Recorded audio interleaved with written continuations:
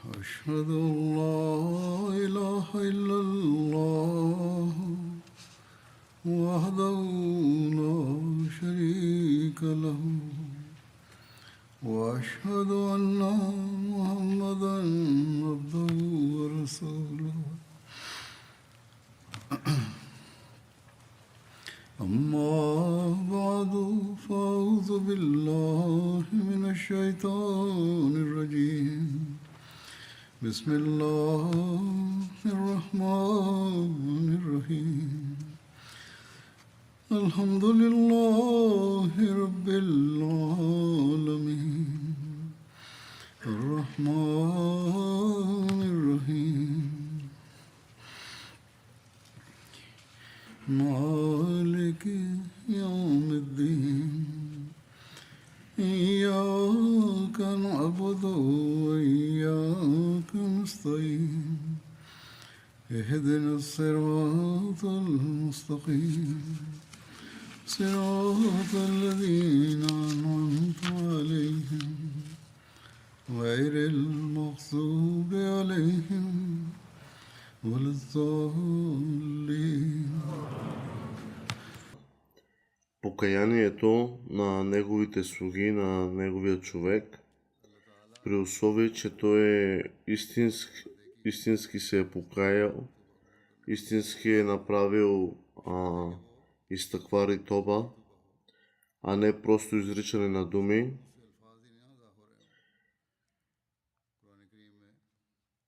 Изтъквар и тоба е начин, пряк път, през който човек се спасява от греха и се отдалечава от греха.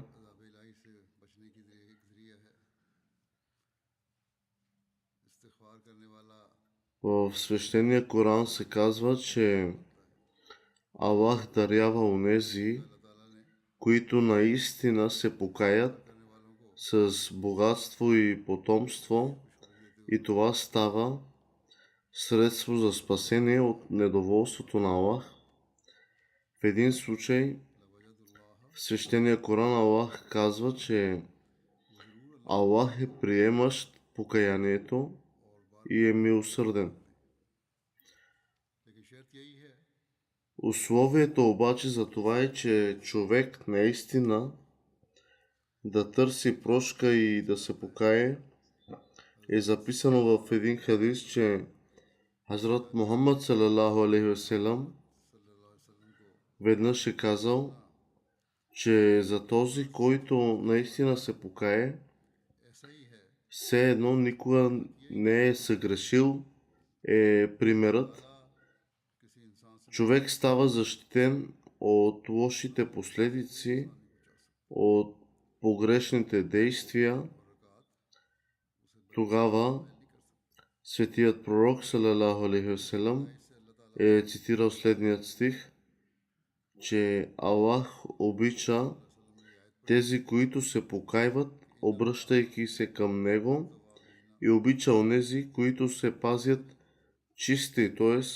опитват се да живеят, да са в тази среда, която не вреди на тях и не ги доближава към недоволството на Аллах, към грях.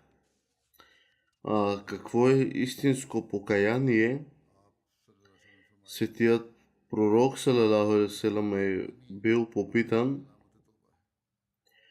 какво означава истинско покаяние. Светият пророк салалаху алейхи васелам е отговорил, като каза, че съжаление и скръб, правейки, човек може да получи опрощение от греховете си и да се възползва от милостта на Аллах.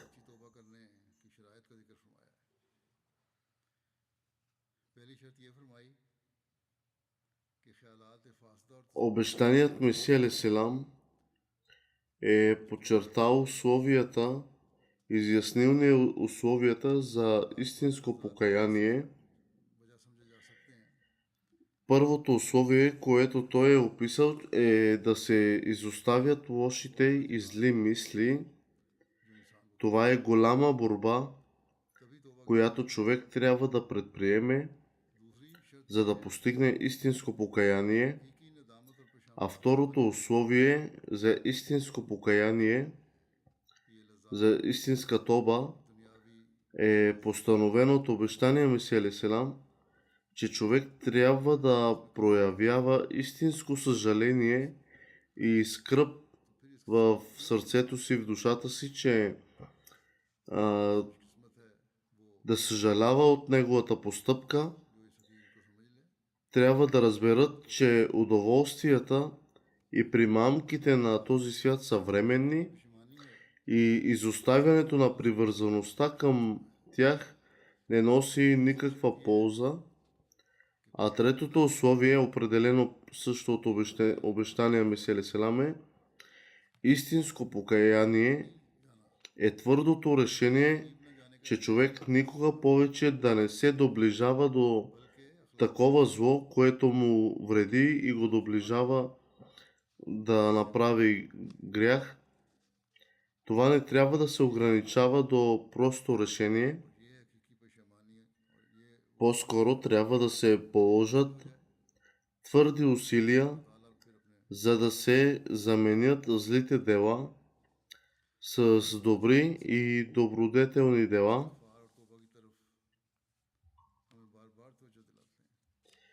Попадането в едно зло води до друго и след това и до друго и следващо. Ето защо е от голямо значение да се постигне истинско покаяние. Затова човек трябва да разбере, да не разруши хакукулла и хакукулибат, правата на човечеството и правата на Аллах. Трябва да се опитаме да пречистим сърцата си и да направим всичко по силите си, за да гарантираме, че никога няма да изпаднем в изпълнението на правата, които дължим на Аллах и тези, които дължим на Неговото творение. За нас е наложително винаги да прилагаме ученията на Аллах. Хазрат Мухаммад салалаху алейхи васелам и обещаният Месия алейхиссалам, за да изпълним целта на нашата клетва на вярност на бят,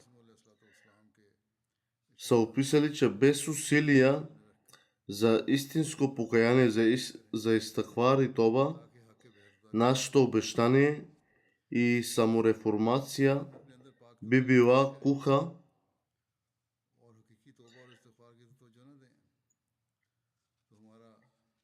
Сега ще спомена някои откази, написани от обещания Месия алейхиссалам.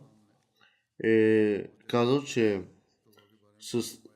е съсредоточил вниманието на своята общност, обещания Месия, към истинското покаяние в безброй случаи и всъщност е използвал всяка възможност да подчертае тази тема.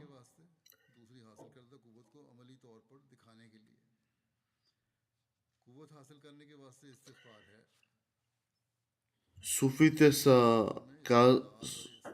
казали като пример, че примерът е както хората, които тренират или правят упражнения, те тренират, вдигат тежести, за да украсят своето тяло и те се трудят върху своето тяло, за да изглежда красиво, с сила. Затова човек трябва да използва своята сила като тежест, да се отдалечи от греха, да не се доближи до своите пороци. Тези лоши навици отдалечават човек от своя Създател. Обещания Месия Алейхиссалам е написал за ползата от търсенето на прошка. Казва, че на мюсюлманската ума са дадени две способности. Едното е способността да придобиваме сила, а второто е способността практически да демонстрираме тази сила. Силата може да бъде постигната чрез търсене на прошка и помощ. Точно както хората се упражняват, като спортуват или в други средства, търсенето на прошка укрепва душата и развива постоянство на сърцето.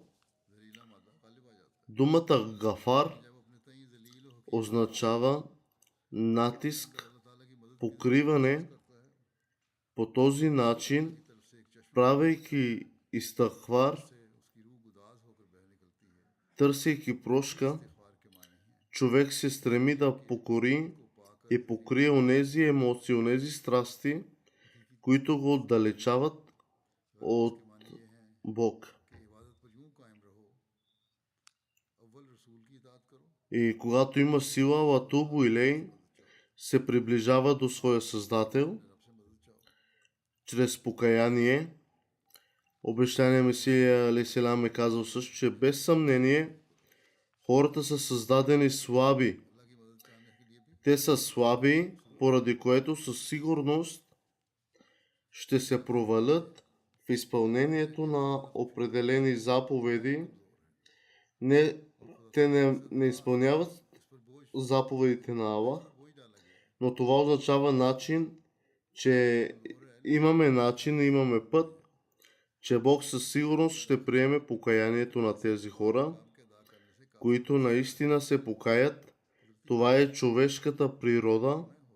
Човек трябва да се покае по такъв начин, че дори и да бъде хвърлен в огън, да не се върне към извършването на същото злодеяние.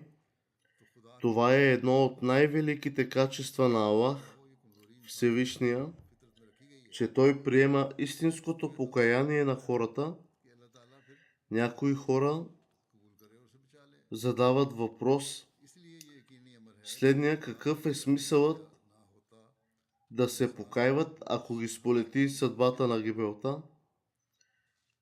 Това обаче със сигурност не е така. Всъщност Аллах приема покаянието на онези, които наистина се покайват с истинско сърце, които възнамеряват да се покайват, като няма да се доближат отново до този грях, като заявява, че той е често завръщащият се с милост и че приема покаяние. Аллах е дал надежда. Ако я нямаше тази надежда, как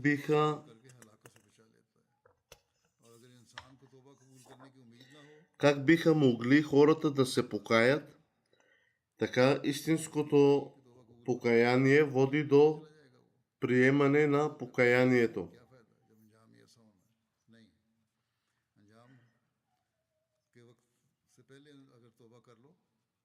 В ислама няма условия човек дали е мюсюлманин или християнин или от която и вяра да е и религия, човек може да се покае независимо на какъв език и по какъв начин. Той трябва да възнамери с чиста душа, със своето сърце, че аз искам да се опазя от този грях и Аллах, отдалечи ме от този грях, да не се доближа до него отново.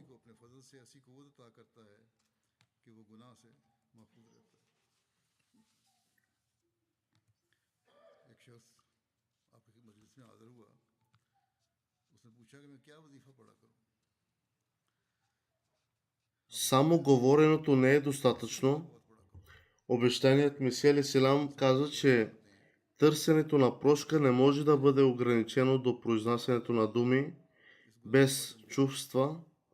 В земния поклон По-скоро те трябва да бъдат придружени от истински усилия и действия с цел избягване и елиминиране на злото от нечий живот. Бедствията, които връхлитат в света, са средство за привличане на вниманието на хората към повишеното търсене на прошка. Истихфар не е само с думи и с отваряне на уста, а е нужно и дела, докато не се докаже, че отново ние няма да приближим до тези грешки и до този грях. Това е разбирането на истихфар.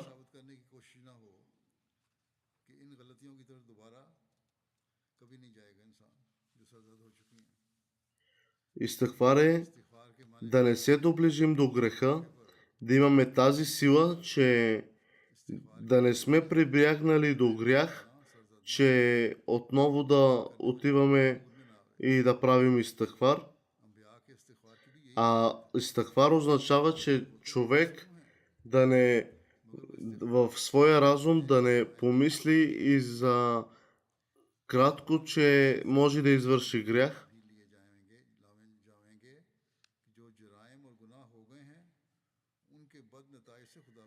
Истихфар, човек трябва да бъде винаги заед в правене на истихфар.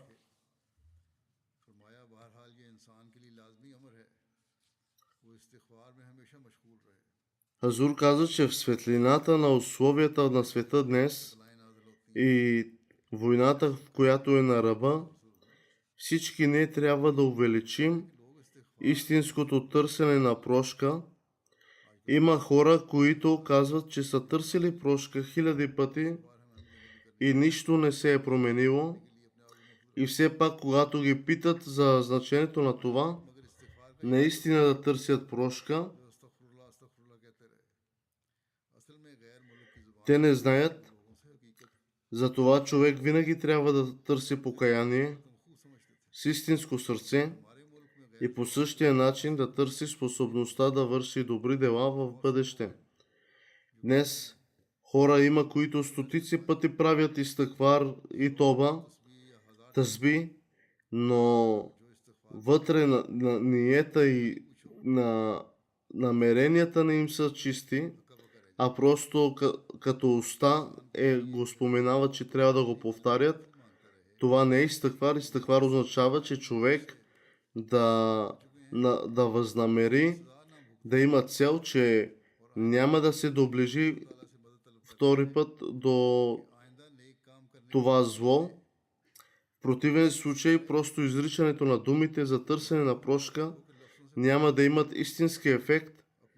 По-скоро това, което се изговаря с езика, трябва да бъде отражение на това, което наистина живее в сърцето и произлиза от сърцето, за да има ефект в сърцето, а не само от уста астагфирула да казваме.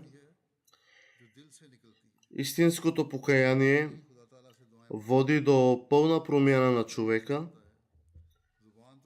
Обещания Месия алейхиссалам каза, че след вричане във вярност към него, ако нечие отношение към съпругата им остане същото или към роднините, или начинът, по който се отнасят към децата си, остане същият, тогава тяхната клетва за вярност няма стойност. Вместо това, след като се моли за вярност, човек трябва да покаже такъв пример, който кара другите да удостоверят, че в този човек е настъпила истинска промяна. Точно такъв трябва да бъде резултатът от истинското покаяние.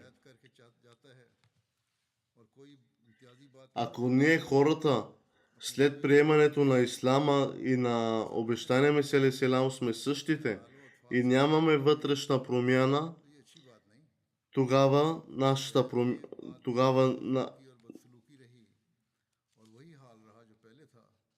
ние не сме онези, които искал нашия пророк да бъдем. और अपने रिश्तेदारों और हमसायों को भी ऐसा नमूना बनकर दिखावे कि बोल उठें। Ако ние сме чисти, тогава можем да бъдем огледало за другите, इस्तिगफार का да променим क्या होना चाहिए други, останалите. कि साफ होकर अमल करोगे तो दूसरों पर तुम्हारा जरूर रोब पड़ेगा। हजरत सल्लल्लाहु अलैहि वसल्लम का कितना बड़ा रोब था Търсенето на прошка на пророците. कि हजरत सल्लल्लाहु अलैहि वसल्लम Обещаният Месия алейхиссалам цитира, че в събитие, в който светият пророк अच्छे आदमी का Хазрат Мухаммад салалаху алейхи васелам е плачел खुदा के लिए किया и след това се обръщал към хората, казвайки, че бедствията са прикрепени към всеки човек, खुदा ताला से डरना और मतलब като мравките, и единственият начин да бъде спасен от тях е чрез истинско покаяние. खुदा ताला की हिफाजत के शामिल शामिल हो Никой не знае कि मुझे बला नहीं पकड़ेगी। каква е следващата нощ, आफात तो नागहानी तौर से आ जाते हैं। затова क्या मालूम कि रात को क्या होगा। човек трябва да се бои да не навлече гнева на Аллах खड़े हुए पहले बहुत रोए। чрез този гняв, който са ранили пророците. खुदा से डरो। आफात और बलियात चूंटियों की तरह इंसान के साथ लगे हुए हैं। इनसे बचने की राह नहीं वजूद इसके कि सच्चे दिल से तौबा और इस्तिगफार में В събитие, когато хората не са се подчинявали, не са приемали думите на пророците, и тогава अल्लाह से अपनी गुज़श्ता е било казано, че дано गुनाहों के सरजद होने से हिफाजत मांग Хазрат Мухаммад салалаху алейхи васелам не търси гнева да падне върху хората. वसल्लम के इस्तिगफार पर एतराज़ किया है। Обещания Месия е казал, че някои християни, свещеници, издигнаха неоснователно твърдение, че тъй като светият пророк салалаху алейхи васелам също е използвал да търси прошка, той също е правил истигфар и тоба, като по този начин е показал, कमजोरी और ज़ोफ इसका फितरी तकाजा है। той е показвал, че е грешен да пази Бог, наузубилла, वाकिफ होता है а той всъщност е показал, че всеки човек, дори пророците, трябва да търсят и да правят истигфар от своя Създател. Обещаният Месия е отговорил, че като каза, че такива хора не осъзнават, че търсенето на прошка или истигфар е възвишено качество на човек в своя характер. Хората са създадени с природни недостатъци и пророците търсят прошка, за да не се подават на същите естествени слабости от обикновените хора. Гафар означава средство за покриване. Нито един пророк дори няма същите сили като Бог и така никой не може да се предпази и защити, и затова те също се нуждаят от защитата на Аллах, поради което всички пророци са правили истигфар. Също така е погрешно разбиране на християните, когато казват, че Исус никога не е правил истигфар, не е търсил прошка и покаяние, а всъщност, когато Исус алейхиссалам се помолил, Господи мой, защо ме изостави, той по същество е търсил милостта и защитата на Аллах. और इन दुआओं को एक जंतर मंतर की तरह समझ लिया है। क्या नमाज और क्या इस्तिगफार और क्या तो Има хора, които на ден правят по 100 пъти истигфар, но като ги попитаме каква е целта и смисъла на това, те не знаят и не разбират какво казват и какво търсят. Какъв е смисъла на този истигфар?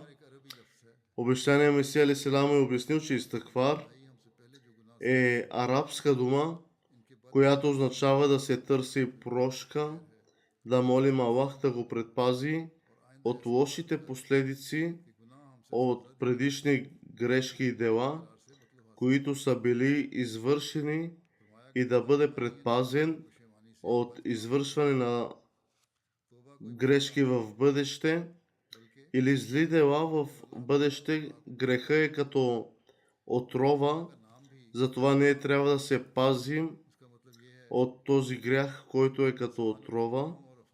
Ако човек се обърне към Аллах, тогава Аллах се обръща повече към него. Т.е. ако човек ходи към Аллах, по пътя на Аллах, тогава Аллах тича към своя слуга, към своя човек. Това е разликата, че ако ние търсим от Аллах, тогава Аллах не слуша и ни дава.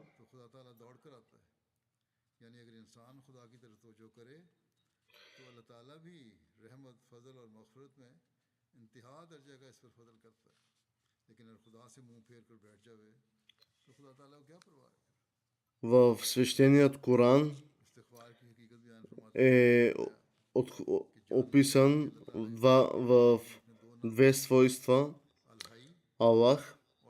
Обещания Месия казва, че Аллах е описан като живия Ал-Хай, живият Бог и самостоятелен и всеподдържащ, и Ал-Кайюм, Ал-Хай се призовава на факта, че Аллах също дава живот, но тогава той не е изоставил живота, който е създал като зидар, който строи сграда и я напуска.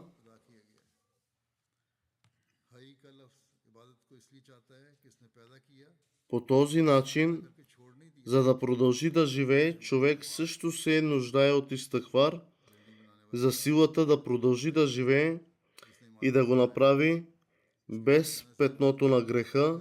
Това е същността на истигфар, като се разшири между обществото, че човек като греши да прави истигфар, да не се доближава до този грях.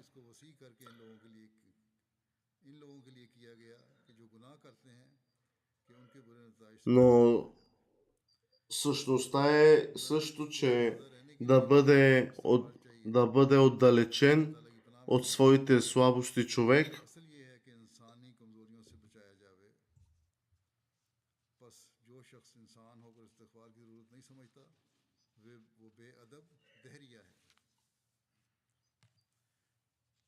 Грехът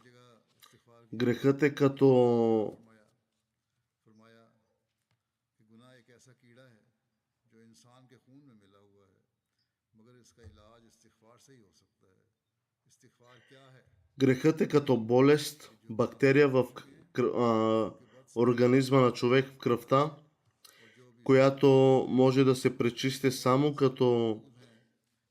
само чрез истигфар и да пази своята душа също чрез истигфар, като прави тоба, като търси прошка.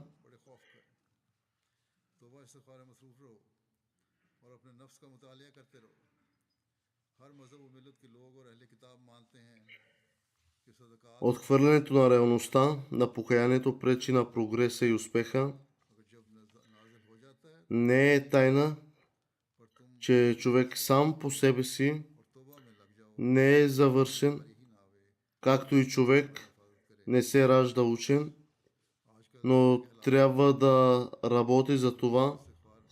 По същия начин, моралният стандарт изисква развитие. По този начин, началните етапи на живота са тези, когато човек е подвластен на ниски страсти и форми на живот.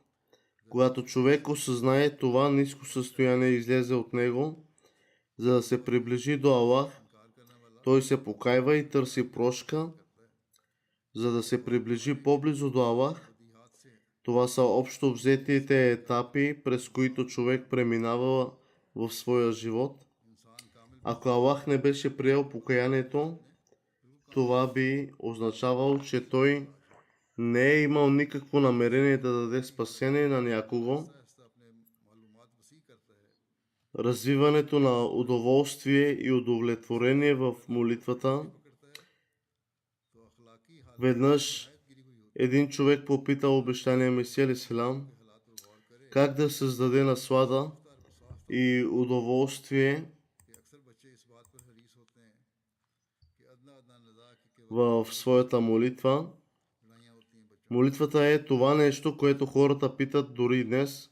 और दूसरे बच्चों को गालियाँ Обещания Месия алейхиссалам е отговорил, че се постига чрез हसद और बुखल की भी आदत होती добродетелни дела и да се молим на Аллах да развие това удоволствие, है तो नफ्स हमारा тъй като то не може да се развие без Неговата помощ, ना गुफ्तनी काम उनसे без Божията помощ. फिस्को फजूल По същия начин човек трябва да упорства и въпреки това, ако човек не се стреми в това отношение, को गंदा कर देता है тогава не може да постигне това, което търси कि लस्तों सलाम без आता है Божията благодат. फिर वो अपने खुदा की Човек не може да постигне нищо इंसान से जब и затова винаги трябва да търси Неговата благодат उसकी तवज्जो и помощ. Този, който се отдалечава от Аллах, फलने के नतीजे में क्या се превръща като сатана. होती तौबा करके ना Затова човек винаги трябва да търси прошка, फिर वो तौबा करता है за да бъде спасен от гибел. पाक करने की फिक्र में लग जाता है ये आमतौर पर इंसानी जिंदगी के सवाने हैं जो नौ इंसान को तय करने पड़ते हैं बस इससे जाहिर है कि अगर यही बात सच है कि तौबा कबूल नहीं होती तो साफ साबित होता है कि खुदा का इरादा ही नहीं कि किसी को नजात दे एक मौका उन्होंने फरमाया जबकि कुछ लोग आए थे उन्होंने बैत की मजलिस जमी हुई थी Човек трябва да търси прошка, правейки изтъквар ताला का मंशा है и търсейки покаяние в своите молитви, और दुआ करे कि इससे गुनाह докато човек не разбере, ना आखिरत में रुसवा हो ना दुनिया में ऐसी तौबा हो कि दुनिया में भी रुसवाई ना हो और मरने के बाद भी रुसवाई ना हो फरमाया कि जब तक इंसान समझ कर बात ना करे суфите са казали, че ако човек 40 дни се моли на Аллах и не плаче със сълзи, не плаче в своите молитви, тогава сърцето се втвърдява. तो सख्ती कल्ब का कफारा यही है कि इंसान रोवे उसके लिए मुहर्रकात होते हैं इंसान Човек трябва да погледне историите от миналите और इसकी उम्र का क्या истории от предишните времена, गुज़श्तगान पर नज़र डाले गुजरे हुए हालात जो हैं उनमें बहुत सारे तकलीफ दे हालात भी हैं उन पर नज़र डाले където няма почва, там няма и мравки. जो शख्स दावे Затова човек трябва да има резултат и जहाँ शरीनी होती है वहाँ не може да се бъде... इसी तरह नफ्स के तकाजे तो साथ लगे ही हैं Човек няма ниво за да се спаси от греха, का हाथ ना हो докато не се приближи до Аллах, ना कोई नबी ना वली а нивото на है कि हमसे गुनाह सजा предпазване на греха е чрез изтъквар, който е щит. इस्तग़फ़ार का मतलब यही होता है कि खुदा ताला के फजल का हाथ उन पर रहे मगर वरना अगर उन इंसान अपने नफ्स पर छोड़ा जावे Човек трябва да търси молитви за изтъквар, за да се покайва, и приближаването до Аллах е най-близкият начин чрез изтъквар и тоба. अबूदियत का सिर यही है कि इंसान खुदा की पनाह के नीचे अपने आप को ले आवे जो खुदा Хора са питали, че как може да имаме наслада в служенето на молитви и в своята вяра. किस तरह पैदा होता है Това се намира чрез възможността и желанието на Аллах. Ако Аллах пожелае, тогава възнаграждава своя човек и ये खुदा ताला की फजल और तौफीक पर मिलता है дава на този, на когото му е угодно. और खुदा ताला से उसकी तौफीक और फजल के वास्ते दुआएं करता है Ако човек търси упорито इबादत का ज़ौक़ शौक़ това, което иска от Аллах и е постоянен в своето търсене, जब इंसान इस тогава Аллах няма да го остави на празно да търси. Накрая ще му даде това, което го моли. और बेकरारी होती है तड़प और बेकरारी Но ако човек просто от уста споменава нещо, което и той не знае какво търси, тогава това няма как да стане. Всяко нещо изисква усилия и упорство.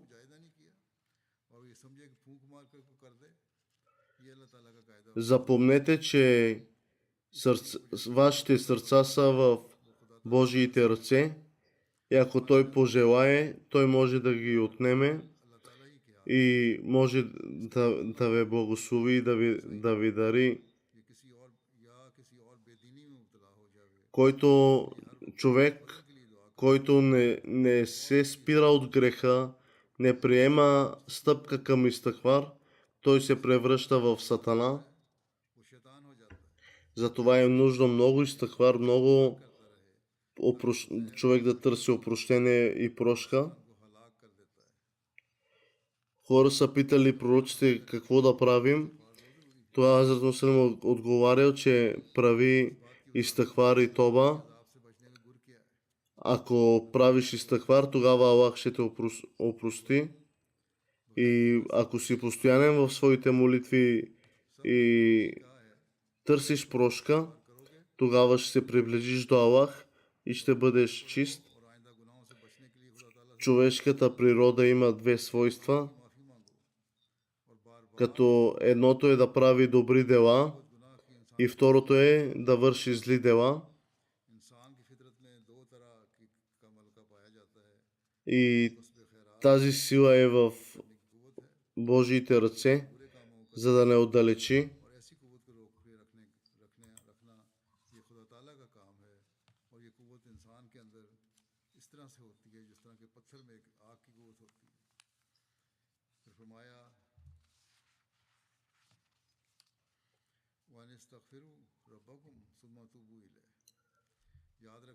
Тоба, опрощението е също пример, един образ за останалите.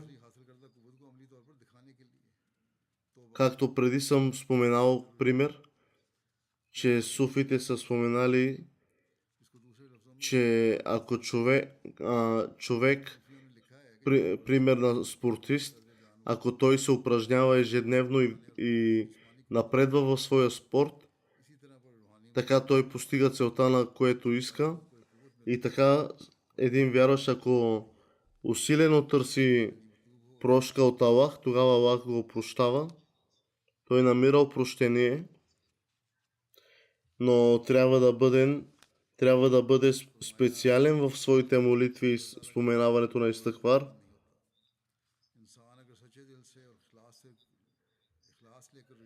Аллах дава, Аллах е милостив. Вратите не се затварят за човек, който търси, а се отварят. Божиите врати, вратите на Божията благодат никога не са затворени.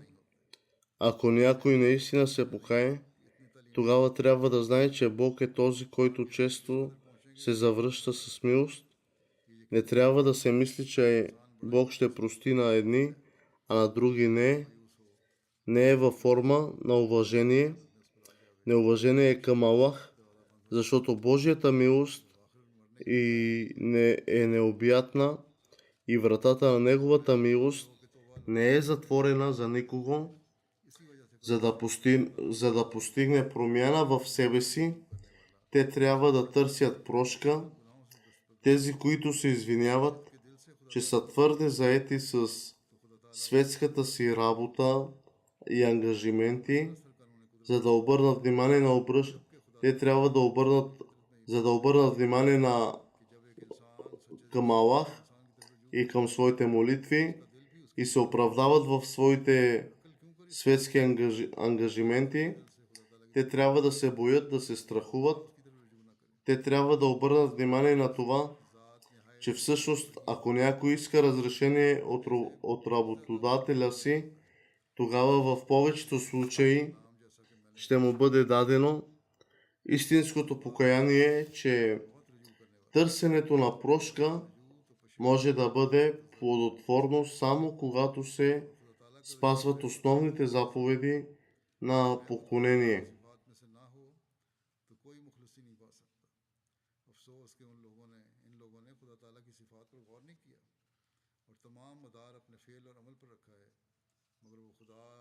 човек трябва да възнамери своето обращение към Аллах с намерение, сякаш, че няма да се доближи отново до този грях, ще прави истихфар и тоба, така че той ще остане чист, сякаш ще настъпи смърт.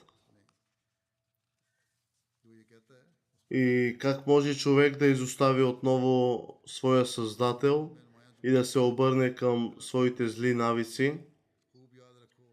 Затова правете многократно истихфар, търсете прошка и опрощение от Аллах. Не бъдете заети в светските ангажименти. Те са временни.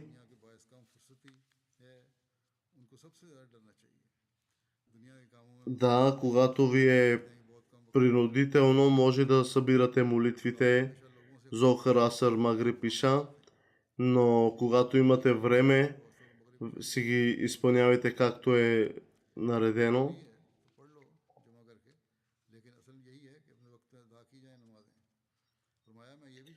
Затова намирайте време, както съм споменал, че човек като търси извинение от своя работодател, получава. Така че търсете прошка от Аллах и спазвайте молитвите.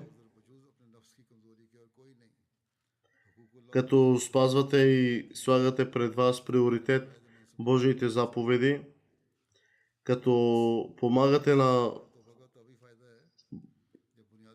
на обществото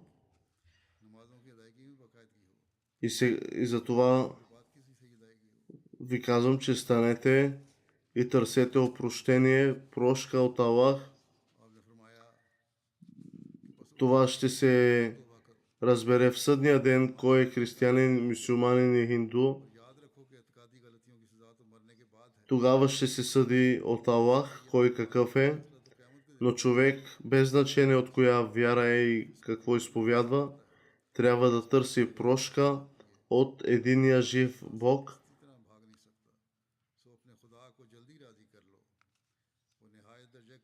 Запомнете, че вие никога няма да се спасите от вашите деяния и дела. Всеки ще отговаря за своите дела.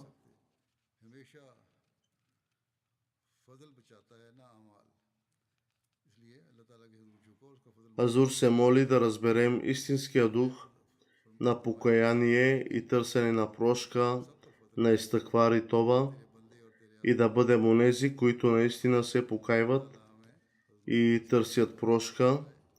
Сега ще спомена някои хора, които са починали, и след това ще направя техните покойни молитви.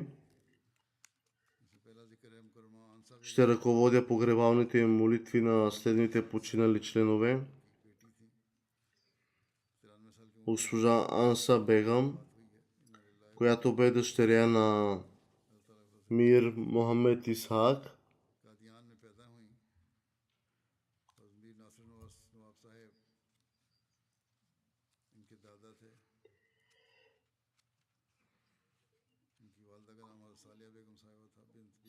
Тя е завършила своето образование в Кадиан. Тя е родена в Кадиан.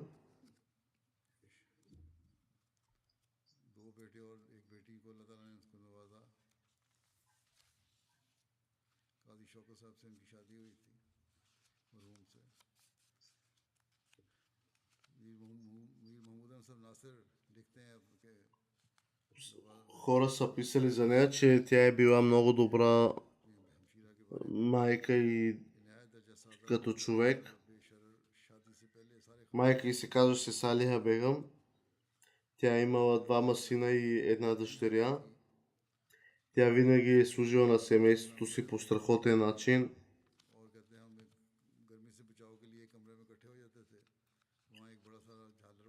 Тя е била страхотен родител в горещените през летните дни. сме в Кадиян, се използва като ветрило на чаршаф, който се размахва с въже и така се получава лек ветрец, който охлажда хората. Тя го е правила това, въпреки неумората на само да угоди на своите деца, те да са добре, да не са натоварени от топлината. Най-хубавата и хубост е била, че е служила на хората, винаги е гледала да служи на обществото по най-добър начин. Характерът е бил искрен, с необикновен и любящ характер. Тя бе добре запозната с историята на общността. Често съветваше хората да живеят почтен живот. Имаше страст да разпространява ислама, като в град в Ню Йорк. Тя притежаваше голямо състрадание към човечеството и имаше страст да служи на вярата и често почистваше джамията в Ню Йорк. Азур каза, че ще се помоли Аллах да й даде възможност на децата и да продължат наследството на нейните добри дела и да й даде прошка и милост.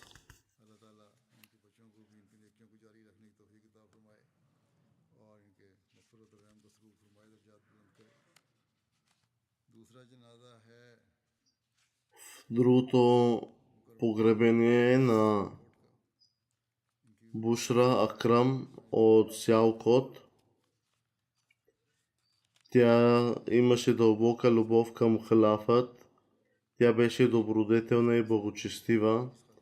Тя беше много гостоприемна, състрадателна към бедните и обичаше много халафът.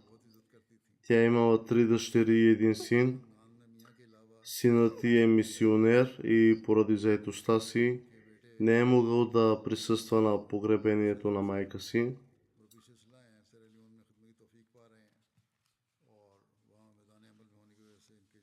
Синът ѝ разказа, че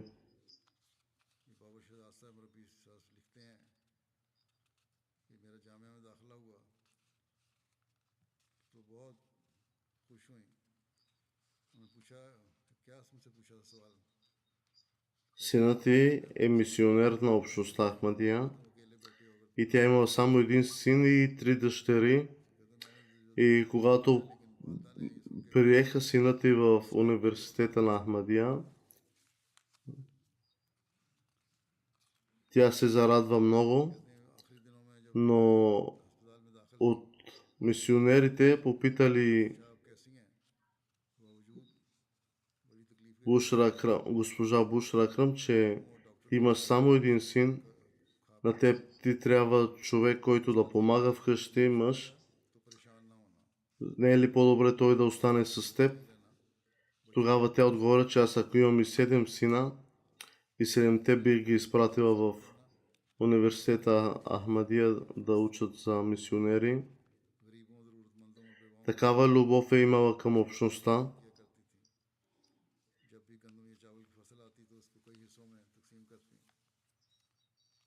Тя има велика служба на вярата. Азур каза, че ще се моля Аллах да й даде опрощение и милост да даде търпение на нейните деца. Другия покойник е Мусаррат Джахан от Австралия. Нейният дядо е бил сподвижник на обещания Месия алейхи селам. Тя бе прикована на легло от около 16 години след мозъчен кръвоизлив.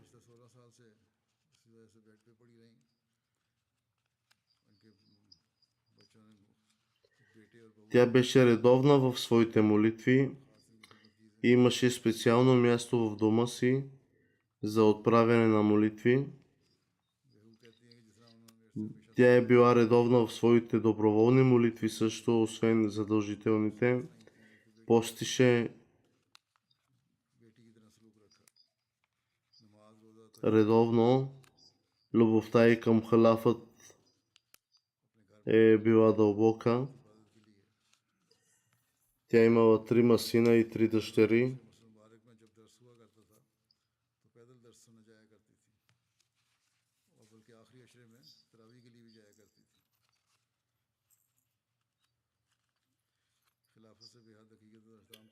Тя е изучавала и възпитавала своите деца по учението на Корана.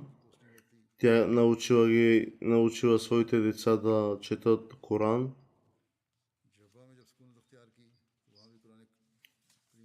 Малкият син е Хафъз Рашид Джавед, който е Назим Дарул Каза в Рабва. Аз се моля Аллах да й даде милост и прошка и да позволи на децата и да продължат наследството на нейните добри дела. И другия покойник е Насир Ахмад Куреши от Америка. Той е имал 2 сина и 3 дъщери. Бил е в дълга служба на секретар в общността. Един от внуците му, Вакас Хуршид, е мисионер, а друг от внуците му е учи в Джамия Ахмадия, Канада.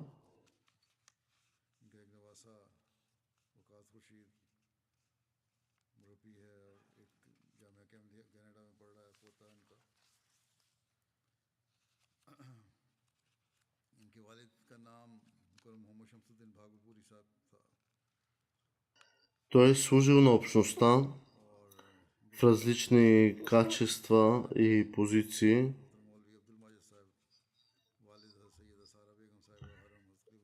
Те са приели Ахмадия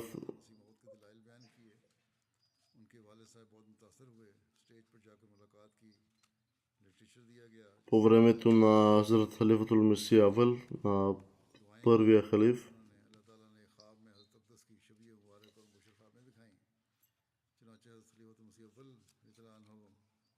Поради трудните времена тогава, те са емигрирали в друго място.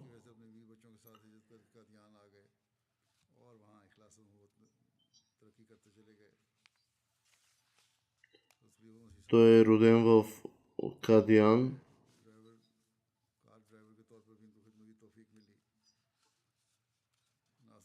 Въпреки трудностите, отгледал своето семейство, служил на вярата си, на общността.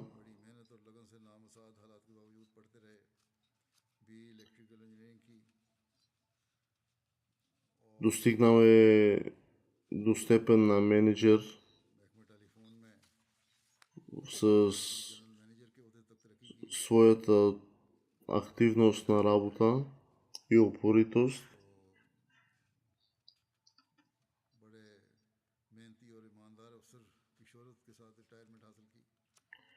Той е бил също съдър в общността. Азур се моля Аллах да му даде опрощение и милост. Той беше привързан към джамията и винаги се грижеше за моралното възпитание на децата си. Той беше много коректен с хората. Имаше голяма обич към халафът. Той беше муси. Нека Аллах му даде добро място в рая и търпение на децата му. Азур се моля Аллах да даде възможност на децата му да продължат добрите негови дела. Амин.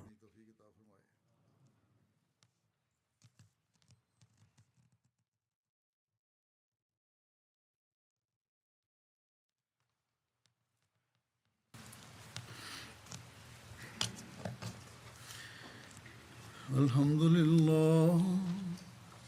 لله نحمده ونستعينه ونستغفره ونؤمن به ونتوكل عليه ونعوذ بالله من شرور أنفسنا ومن سيئات أعمالنا من يهده الله فلا مضل له ومن يضلل فلا هادي له ونشهد أن لا إله إلا الله ونشهد أن محمدا عبده ورسوله عباد الله رحمكم الله إن الله يأمر بالعدل والإحسان وإيتاء ذي القربى وينهى عن الفحشاء والمنكر والبغي يعظكم لعلكم تذكرون اذكروا الله يذكركم وادعوه يستجب لكم ولذكر الله أكبر